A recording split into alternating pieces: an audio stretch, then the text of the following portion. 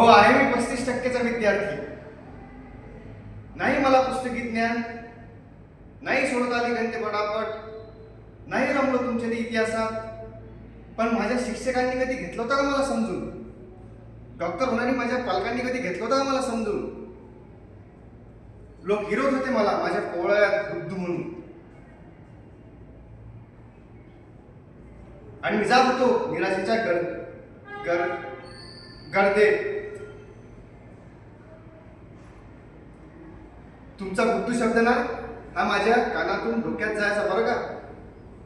आणि या शिक्षकांनी दिलेला लाल पेनाचा शिडा बघून असं वाटायचं की जगण्याचा अधिकारच काढून घेतात की काय.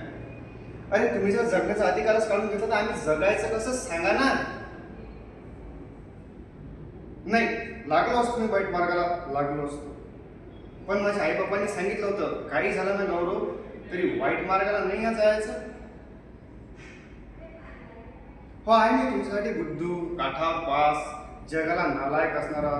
पण काय हो, अभ्यास नाही जमला म्हणून कुणी जगाला लायक नसतं का हो?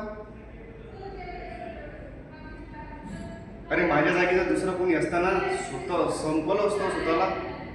पण माझ्यावरती विश्वास होता म्हणून मी सावरलो स्वतःला.